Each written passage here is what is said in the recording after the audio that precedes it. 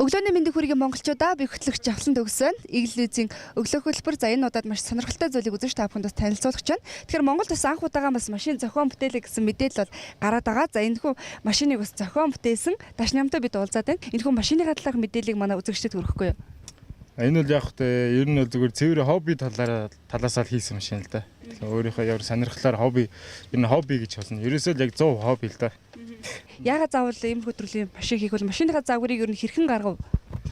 Яг энэ санааг бол яг юу л да. Яг ганцхан өдөр л одоо юу гэдэг машин хий гэж бодвол хийчээгүй. Яг хийхээс ер нь урд нь бол нэг 4-5 сар ер нь бодсон, зураг хөрөг интернетээр хайсан, судалгаа явуулсан. Одоо өөрийнх нь зүгээс шүү дээ. Хов хүний зүгээс. Тэгэл яг хийж эхэлсэн. Гэхдээ хийж эхэлсэн сар нь болохоор 12 сард эхлэв. Тэгээд одоо сая наадмын өмнө дууссан. Гэхдээ яг энийг хийхдээ бол яг ямар нэг хүмүүс бас ер нь яриад байлээ л дээ. Одоо ямар залуучууд хийсэн бай, ямар баг бүрдүүлсэн бай, хаанхын засрын газар төв байж гэж нэг тиймэрхүү юмнууд тийм байхгүй. Ерөөсөө яг цэвэр 100% хоббигоороо өөрөө яг би тажтан ганцаараа хийсэн. Яг тэр нь жоохон бэрхшээлтэй байсан тал байгаа л да. Та нөр юу хийдэг юм бэ? Гэхдээ би яг зүгээр ер нь бас яг бас дээл адилныг зүгээр хөдөлмөр эхлээл хуваараа тэгээд явж идэг. Тэгээ эхнэрээ хоёр хүүхдээ хамт амьдэрдэг. Энэ миний хийсэн машин бол яг бас нэг зүгээр ер нь юугүй би өөрөө бас нэг бүр шинээр зүгээр ер нь бол зүгээр бүр зохиоцсон юм биш л да. Яг ажиллагаа одоо юу гэдэг гүйцэтгэх тал дээр бол 100% өөрөө гүйцэтгсэн.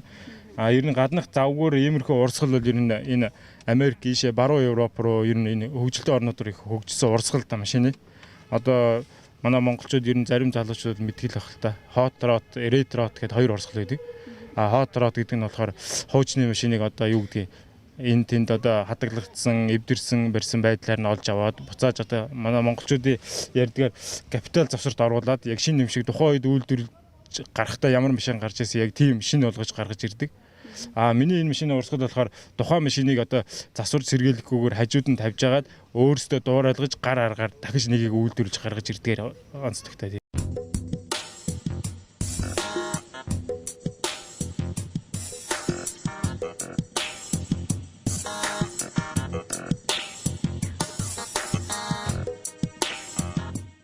Гадна талын энэ ер нь деталь хэсгүүд нь бол дандаа ерөөсөө яг 100 машины төмөр байгаа.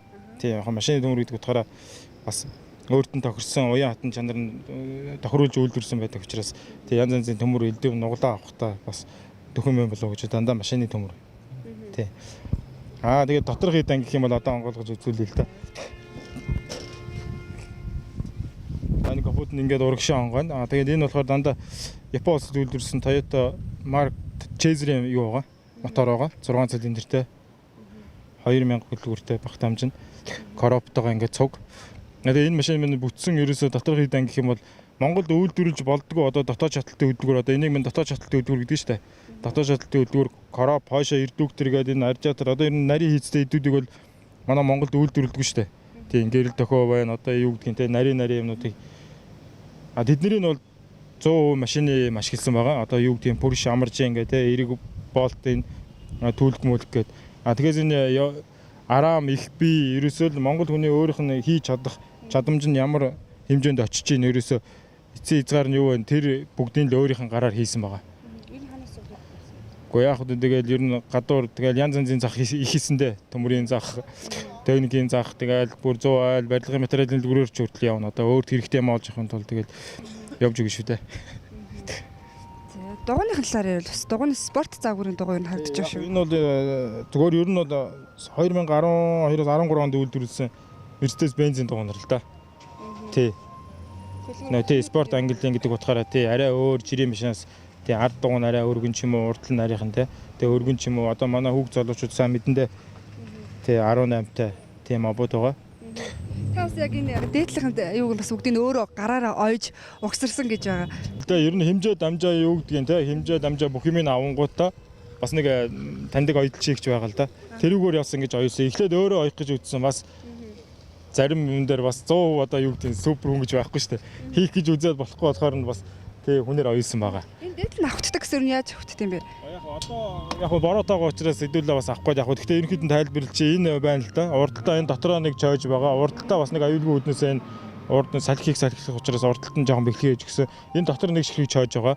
Тэгээд энэ хойшлоод энэ хойно нэг хоёр чойж байгаа. Тэгээ эднэрийг мотлаад дээш нь өргөд авчна. Тэгээд ерөөсөө зуны нөхцөлтийн халуунд нөгөө нэг дээвэргүй явдаг. Нэг купе гэдэг утгаараа энэ чинь нөгөө нэг энэ артлан дандаа юм бардактай байдаг. Тэг бэрзэнд.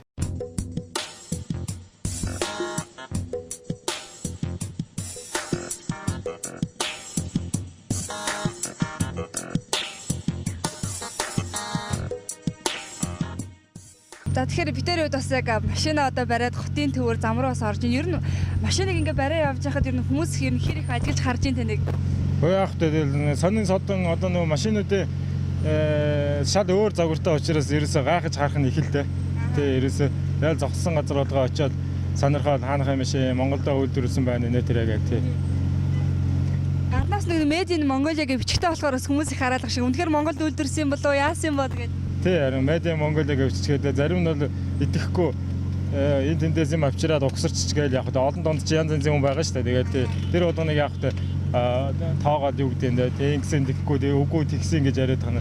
Тэгэл яг хүн өөрөө бодлоор сүүлийн машин чинь бүгд л одоо хүний хөдөлмөрийг хөнгөвчсөн бүгд л механик те ингэж хөдөлдөг хүн гэж байхгүй зүгээр ингээд канопо дараад ингээд тэг ингээд байгаа учраас яг энэ дээр энэ машины өвг эзэг гэдэг утгаараа бүх юм анх одоо техник үүсэж яхад хүмүүс яаж сэтгэж хийжсэн тэр аргаар бол ер нь хийсэн. Хүмүүс дотор нь яг өөр шиг чинь сууж үзчихэж мэдэн л те. Тэгээд одоо гаднаасаа харах юм бол зүгээр юу гэдэг тоглоомч гэдэг юм уу, явдаг юм уу, явдгүй юм уу гэх тэ. Тэгээд янз янзын юмнууд байгаа л да. Гүйсэн зүйлээ хийчээд тэрийг гоё болоод ингээд хийчээд яг хэлбэр хэмжээ тохироод ингээд хараа сууж хад бас тэрнээсээ кап авдаг л да. Тэгэхээр би ер нь энийг хийж байгаа хугацаанд хэцүү байна гэж ерөөсөө хэлж үзээг надад ер нь тийм байгаагүй л дээ. Бүр илүү сонирхолтой байсан. Тэгэхээр залуучуудыг бас нэг хоббитэй зүйлээ бас ажил мэрэгч ч юм уу өөрийнхөө юу зөвхөн хоббигээд нэг тэрүүгэнд эндээ ингээд явах биш нийтийн хүртэл ч юм уу бас нэг гоё бүтээл ч юм уу хийсэн зүйлтэй тэрийг олон таниулж байвал бас тэр хоббиных нь үр дүн болов гэж боддоо шүү.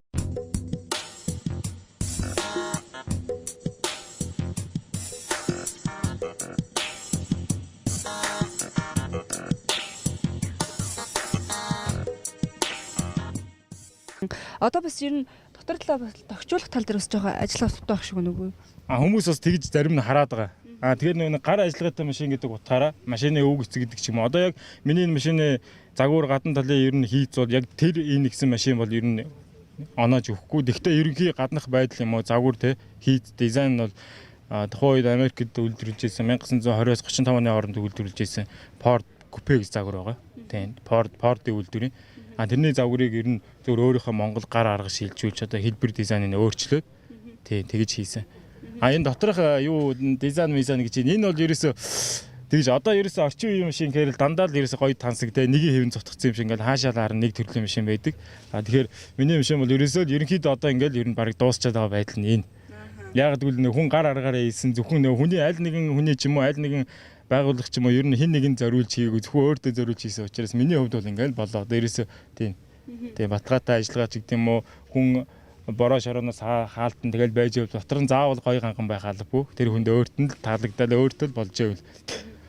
Тэгээс гоё ганган хийнэх юм бол заавал ийм шиг шаардлагагүй зүгээр гоё машин мөнгөөр худалдаал аваад унчих шүү дээ тий. Ер нь машины эдэнг сэлбэгийг одоо хаанаас ер нь худалдаж ав. Одоо ямар нэг машины суурин дээр ерөөдөө хийсэн үү? Гүүг одоо ерөөсөө яг тэрийг бол би ерөөсөө бас гол асуулт тавьж байгаа ч юм уу сонирхож байгаа хүмүүс хэлдэг л дээ. Монголд ерөөсөө үйлдвэрлэж чадахгүй эд ангууд байна шүү дээ. Би сая одоо ингээд машин үйлдвэрлэгч явахдаа одоо ингээд өөр гар аргаар хийгээд эхлэхээр Монголд ерөөсөө ерэн зүгээр бас яах вэ? Бас нэг Монгол улсаа юу гэдэг бас үүсгэж байгаа ч юм уу янз янзын байдлаар чадваргүй гэж хэлж байгаа юм биш. Гэхдээ ер нь бараг л худалч нэг ширхэг 10 болтол үйлдвэрлэдэг болсон юм байна шүү дээ. Тэг яг зүгээр том үйлдвэрүүд ч юм уу тоног төхөөрөмж өөрсдөндөө зориулж гадаадаас орж ирдэг тоног төхөөрөмж Монгол инженерүүд гараараа хийдэг л баг л та болт төлөх мөлөгч юм уу те. Тэгэхээр яг нийтийн хэрэгцээнд ч юм уу худалдаанд одоо үйлдвэр үйлчлэгээ ч юм уу ингээ ахын хэрэглээнд хэрэглэгддэг энэ гаднаас орж иж байгаа засвар үйлчлэгээний дагалдах хэрэгсэл материалуудыг энэ Монголд ерөөсөө үйлдвэрлэдэг юм байна. Одоо ерөөсөө дандаа л энэ урд зүгээс орж иж байгаа болон Оросын энэ янз янзын эрэг шорго төвж хийж байгаа. Аюулгүй талаас та ер нь хэрхэн шийдэж өгсөн бэ? Одоо орчин үеийн машинууд бол мэдээж хамгаалтын бүс тэгэл уралдаан хамгаалтын дэртэй байдаг шүү дээ. Таних одоо ерөөдөө ингээд ийм одоо хөдөлгөөнд оролцоод ер нь аюулгүй талаас ер нь хэр хангагдсан гэж бодож байна та? Миний энэ машин бол яг хөтэ бас нэг зүгээр ер нь үзмрийн талаасаа гэж зарим хүмүүс хараад байгаа. Одоо зүгээр ингээд нэг завар төдий ийцэн явдаг ч юм уу ч юм уу. Миний машин яг адилхан машинуудтай явна. Хэрвээ хурдлах шаардлага гарвал хурдлана. Тэгвэл би энийг заавал одоо нийтийн хэрэгцээ ч юм уу аль нэгэн одоо юу гэдэг орны үйлдвэрлэсэн одоо батлагдсан ус зөвшөөрсөн машин шиг би байнгын хэрэглэн дуунаад ахгүй нэг. Одоо юу гэдэг нь те өдөр тутмын ажилдаа ч юм уу те автобус энэ одоо нийтийн унаа ч юм уу такси шиг ингээд өдөр тутмын өглөө гараад унаа явах байхгүй. Энэ бол миний цэвэр хобби учраас хэрэглээндээ өөр машин унаал энийгээ зүгээр юу гэдэг хобби маягаар амралтын өдөр ч юм уу нэг гоё өглөө ч юм уу өдөр судар ингээд аюу гой нэг нартай ч юм уу те ер нь хүмүүсийн нэг гоё салхинд гарах ч юм уу тийм үедээ найз нөхдөдөө гаргаж ундаг тийм л тэгээд нэг айхтар хурд мард авах шаардлага байхгүй. Гэхдээ аюулгүй үүднээсээ бүсхийн ер нь бол урд аюулгүй үүдгээд ярих юм бол өчнөл юм ярих байгаа л да. Урд тэнглэг хойд тэнглэг тохиргоогаад. Тэгэхээр яг машин гэдэг утгаараа энд Монголд үйлдвэрлэдэггүй гэдэг утгаар нэг дандаа машины тоног төхөөрөмж ашигласан болохоор дандаа л баталгаатай машины ямиг хооронд нь угсарсан. Тэгээ ер нь бас нэг хүмүүс тэр талаар аюул шүүмжлэлтэй ханддаг. Гэхдээ ер нь машин гэдэг чинь ер нь Монгол үйлдвэрлэхгүй байгуулахаас гадаад оронд өөр орнуудад хүн л хийж байгаа шүү дээ. Тэгэхээр ялгаагүй л Монгол хүмүүс ер нь яага хийж болдгоо. Илүү хүний дутагдaltaй талыг олж харахаас илүү бас нэг хийж байгаа гэдэг утгаар нь бас нэг хийж чадна шүү гэдэг үүднээс нь хүмүүсийг авч үзээсэй л гэж бодож байна. Та өөрөө одоо тийм одоо юу гэж инженер зохион бүтээгч бол хүн бол биш. Өөрөөсөө та тийм техник ерөөдөө мэддэг хүн үү? Гэхдээ яг ер нь бол зүгээр тэр мэдлэгийг бол багасаа манай аав минь л олгосон гэж би боддог. Тийм манай аав ер нь биднийг жоох ер нь манай ах дүүнэр яг зарим техник сонирхдаг хүмүүс байна л та гэр бүл дотор тийм би бол яг илүүтэй аавгаад байгаа техник их сонирхдаг гэсэн. Тэгэл ер нь багасаа л олсон мэдлэгээр тэгэхээр одоо би нэг айх тэр инженерийн сургууль ч юм уу тийм юм сургууль төгсөөг л дээ. Тий. Гэхдээ яг энийг ер нь хийхэд янз янзын хүний тусалцаа ч юм уу тийм юм ерөөс аваг яг хийнэ гэдэг утгаар хүнд анх зүгээр тусламж авах үүднээс биш зүгээр ингээд нэг санд бодлоо хаваалцахаар хүмүүс ер нь дэмжихээсээ дэмжихгүй татна. Машин хийн гэж юу яриад байгаа баг тийм байхгүй гээд зарим нэг одоо нэрийн дуртад яг зарим нэг сургуулийн багш ч юм уу янз янзын инженерийн хүмүүстэй уулзахаар өөдөөс элдв тооцоо ярьдаг. Яг тэр тооцоо байж болно л доо. Машин машин үйлдвэрлэх хэмжээний Монгол тимтэй болчвол инженерүүд хэрэгтэй л байна. Тэгэхээр зөвхөн хобби чиглэлээр иймэрхүү. Харин гэхдээ би яг энэгээр юу хэлэх гээд байна гэхээр энэ яг энэ миний машины урсгалыг үйлдвэрлэж ингэж өөрөөсөө ингэж хийж ундаг энэ баруун Европ, Америкт бол ерөөсөө хөлөөн зөвшөөрсөн байдаг энийг. Тэгээ өөрөөсөө яг зүгээр цаанаас аюулгүй үйл баталгааг нь өөрөөсөө шалгаад тэгээ заавал нэг тийм хорж цагдаа тэ ийм хийж болохгүй, ийм байж болохгүй гэсэн юм байхгүй. Цэвэр тэр хүний хувийн асуудал байдаг. Ер нь Америк бол их хэрэгчлээтэй орох учраас манайх бас ер нь ардчлал хөгжсөн гэдэг утгаараа бас иймэрхүү юм сайн дэмжиж бас нэг боож хаахаасаа илүү бас дэмжиж өгвөл зүгээр юм болоо л гэж бодсон. Өртөг би одоо нэг хүн амтан асуугаар нэг нууц моц тэд мэдгээд ер нь янз янз юм ярих дурггүй. Ер нь бол зүгээр нэг 10 сая төгрөг болсон.